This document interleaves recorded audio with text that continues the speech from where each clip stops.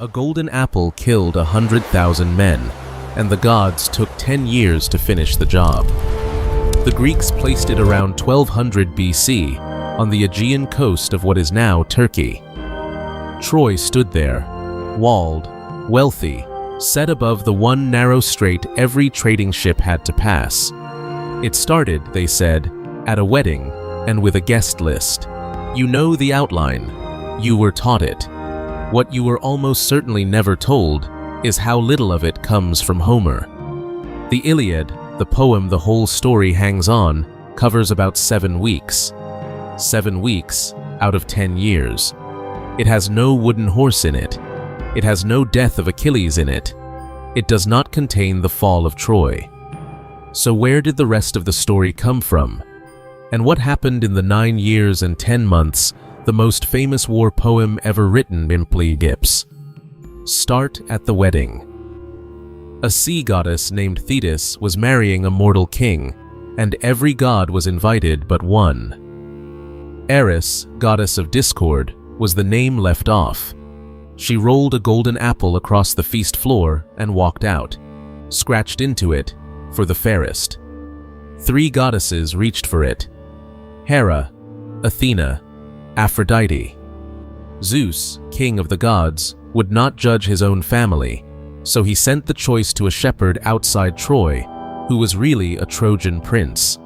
His name was Paris. Hera offered him all of Asia. Athena, victory in every battle. Aphrodite, the most beautiful woman alive. He took the woman. Her name was Helen, already the wife of Menelaus, king of Sparta. Paris took her home to Troy. Here is the part school leaves out. Every king who had courted Helen had already sworn an oath to defend whoever married her. One runaway wife called in all of them at once. That oath was not an accident, and it was not her father's idea. Helen had dozens of suitors, every one of them a king or a king's son, every one of them armed, and her father could not pick a husband without turning all the losers into an enemy army. One of the suitors solved it for him. He had come from a small rocky island with no gifts and no real chance, and he sold his solution in exchange for help marrying a different woman entirely. What was the fix? Make them all swear, before the choice is announced, to defend the winner against anybody who ever takes her. They swore it.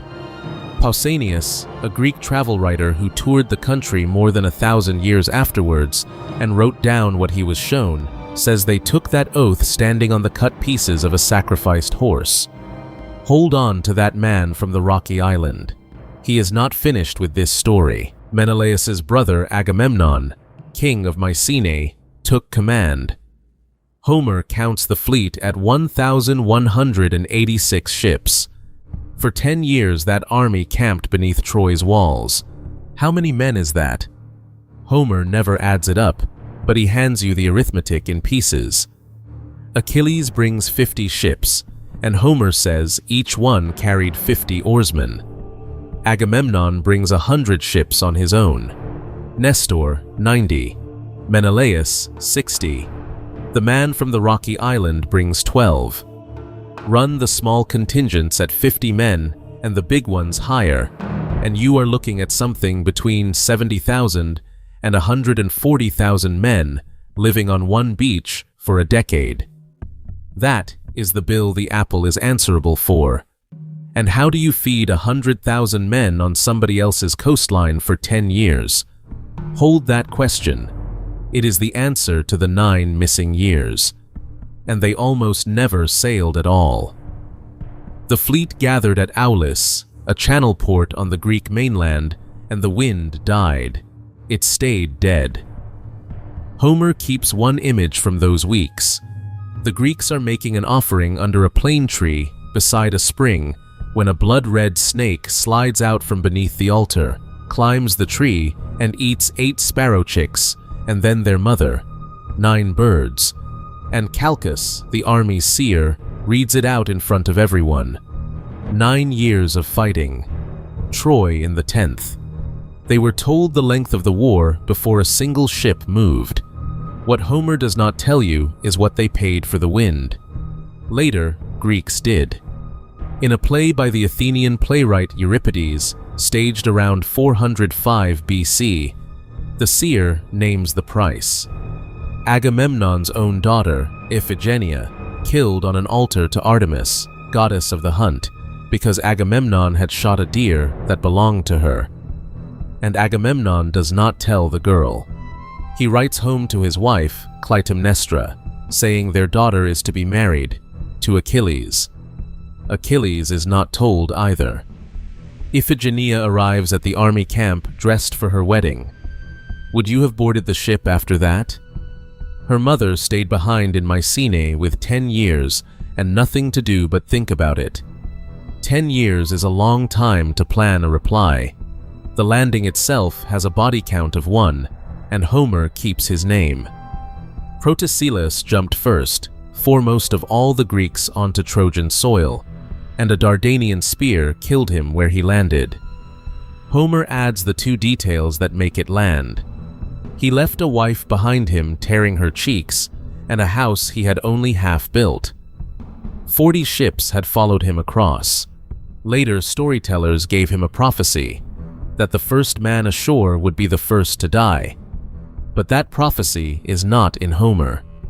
Homer simply has a man jump and die, with his roof unfinished. Then comes the part nobody tells you. What does an army actually do for 9 years outside a wall it cannot climb? 9 years of a war that looks nothing like the war in the paintings. No duels under the walls. No gods on the field. Raiding. Homer has Achilles counted himself. 12 cities taken from the sea, 11 more stormed on land, all of them around Troy. Not one of them Troy. That is what a 10-year siege actually was, a supply war. They could not break the city, so they ate the country that fed it. Achilles sacks the hometown of Hector's wife and kills her 7 brothers in a single day, while the brothers are out with the sheep and the cattle. He catches 2 of the Trojan king's sons in the woods of Mount Ida, ties them with fresh green withes, and sells them back for ransom. And out of one of those burned towns he takes a girl called Briseis as his share of the plunder. Does that sound like the war you were taught? Because that plunder is where Homer finally starts the poem. The Iliad opens with a priest walking into the Greek camp carrying a ransom to buy back his kidnapped daughter, and Agamemnon telling him no. When Agamemnon is eventually forced to hand that girl over, he takes Briseis away from Achilles to replace her, and the best fighter in the world sits down on the sand and stops. That is the story. Not an invasion. A quarrel between 2 men over women they had both stolen, and the thousands of ordinary soldiers who die in the field because neither of them will back down. What is actually inside the poem is stranger and better than any summary of it. Agamemnon trying to buy Achilles back with 7 tripods, 10 talents of gold, 20 iron cauldrons, and 12 racehorses, and being refused to his face. Who turns that down? Hector and Ajax fighting a duel that lasts all day, settling nothing, and swapping a sword and a war belt at nightfall as gifts. A god forging Achilles a shield in 5 layers with the earth, the sky, the sea, and the constellations hammered into the metal. And one image that tells you exactly what kind of poem this is. Agamemnon takes a spear straight through the arm, below the elbow, the point coming out the other side, and he does not stop. He kills the man who threw it, cuts his head off, and keeps going through the enemy ranks while the blood is still running warm out of the wound. He only quits the field when the blood dries and the arm locks up with pain. Would you have got back in the chariot? And then Achilles says the sentence the entire tradition is built on. His mother has told him there are 2 ways he can end. Stay and fight, and he never goes home, but his name lives forever. Sail home, and his name dies, and he lives a long, quiet life. He knows. Would you take that deal? That is the part the schoolbook version deletes. Nobody tricks Achilles into dying young. He is offered the choice, out loud, by his own mother, and he takes it. Achilles, the best fighter in Greece, kills Hector, the man holding Troy together, and drags his body past the eyes of Hector's own father. And the walls still stand. Then Paris kills Achilles with a single arrow. Almost every name you know dies on that beach.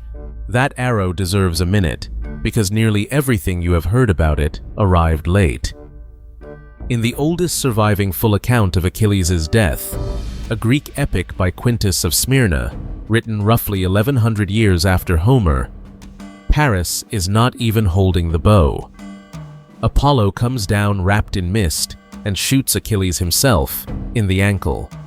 No heel, no single magic weak spot, no baby dipped in a river. So where did the heel come from? The river is a Roman invention.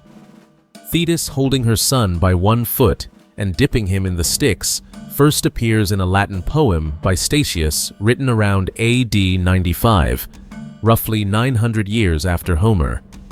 And even Statius never says the heel was the one place he could be hurt. The most quoted lesson of the Trojan War is a footnote that grew into a proverb. So what do the ancient accounts actually give you? A funeral, in detail. They burn him on a pyre of timber cut from Mount Ida, quench the embers with wine, and seal his bones in a silver casket banded with gold under a mound on the shore of the strait. And later, in the Odyssey, his ghost tells one of his old comrades that he would rather be a hired hand working another man's field up in the daylight than be king of everyone down there among the dead. He took the short, glorious life.